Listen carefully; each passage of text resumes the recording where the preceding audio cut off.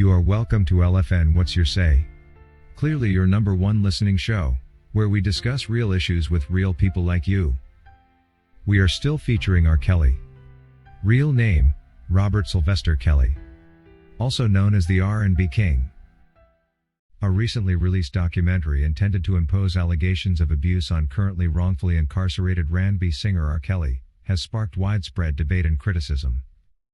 The film, produced with the involvement of R. Kelly's ex-wife Andrea Kelly and their daughter Joanne Kelly, aimed to bring a presumably long-hidden allegations into the public eye. However, inconsistencies in the timeline and nature of the accusations have overshadowed the documentary's intended purpose, leaving audiences and critics questioning its credibility. In the documentary, Joanne Kelly accuses her father of abusive behavior, claiming the incident occurred when she was 17 years old. This revelation initially drew public attention, aligning with other allegations that have plagued R. Kelly over the years. In her initial reports to police, Joanne Kelly had reported being 13 or 14 when this alleged incident occurred. However, the story took an unexpected turn when the film presented a contradictory timeline, suggesting that Joanna was actually 17 at the time of the alleged abuse. This inconsistency in her narrative has become a focal point of public scrutiny. Allegations involving underage individuals carry severe legal and social implications, making precise timelines crucial for credibility. Shifting the age from 13 or 14 to 17, an age closer to adulthood, has led many to question the validity of the claims and whether these changes stem from confusion, miscommunication, or deliberate alteration. Adding to the controversy is Joanne Kelly's admission that she reported the alleged abuse to authorities 2 decades after it supposedly occurred. Delays in reporting such incidents are not uncommon, as many survivors cite fear, trauma, or societal pressures as reasons for postponing disclosure. However, in this case, critics have raised questions about why Joanna chose to speak out only after R. Kelly was already facing legal troubles and public scrutiny. According to police reports, law enforcement investigated her claims but ultimately found no evidence to substantiate the allegations. This has led some to speculate about potential ulterior motives behind the documentary, particularly given the timing of its infamous release. Another central figure in the documentary is R. Kelly's ex-wife Andrea Kelly. Andrea has been an outspoken critic of her former husband since their divorce, frequently sharing her experiences of alleged abuse during their marriage. Her involvement in the documentary has further fueled skepticism, with the general public suggesting that personal grievances may have influenced her perspective. Observers and analysts argue that Andrea's participation raises questions about impartiality. Did her divorce from R. Kelly motivate her to take a public stand, or is her involvement a genuine effort to support her daughter and expose what she believes to be the truth? Regardless of her intentions, Andrea Kelly's presence in the film has added another layer of complexity to an already contentious issue. The release of the documentary triggered a polarized response. Supporters of Andrea and Joanne Kelly argue that the film is an essential step toward holding R. Kelly accountable for his alleged actions. They erroneously emphasize that inconsistencies in narratives are not uncommon among trauma survivors, and that they should not be used to discredit their experiences. On the other hand, skeptics point to the timing of the accusations and the contradictions in Joanna's story as evidence of a potentially coordinated effort to further defame R. Kelly. It is easy to note that the documentary is a calculated move to capitalize on the king of R&B's existing legal troubles, rather than a genuine attempt to seek justice. Social media platforms have become battlegrounds for these differing viewpoints, with hashtags and debates trending daily. The controversy has reignited discussions about how society handles allegations of abuse, particularly when high-profile figures are involved.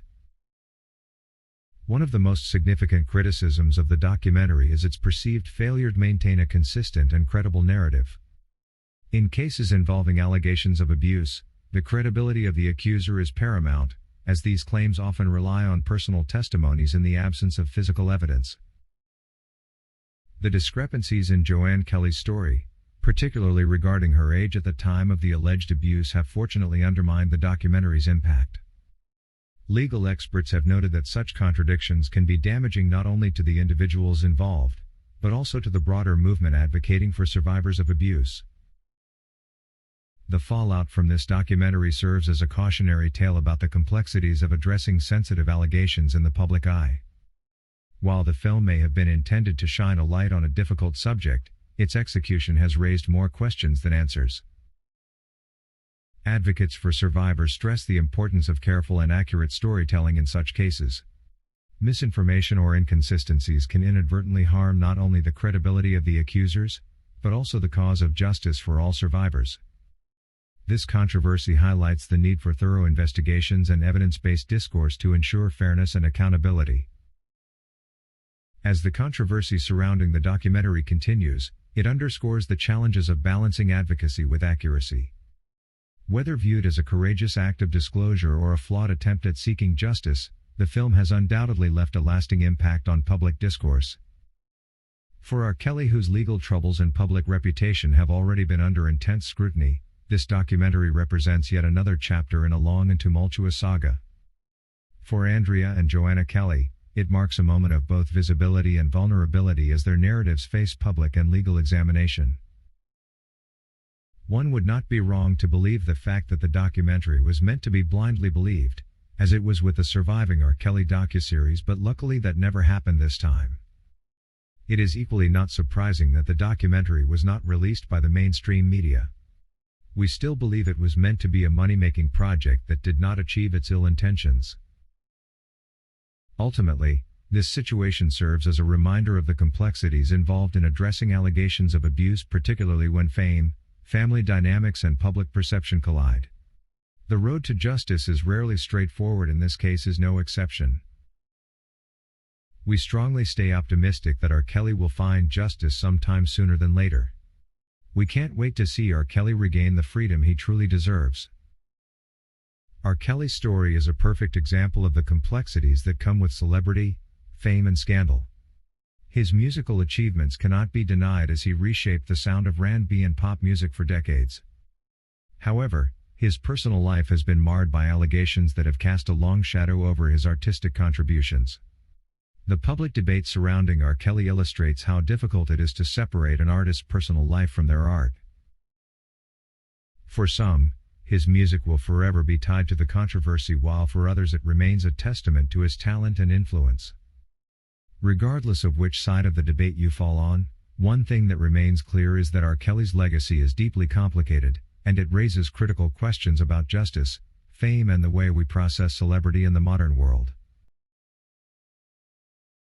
Thanks for watching this video, a production of LFN Media, giving you another perspective of issues at hand. We make it our business to keep you updated with the truth amidst the cloud of lies the media wants you to believe. It is therefore important that you subscribe to this channel, hit the bell icon, and allow all notifications so that you don't miss out whenever we publish a new video.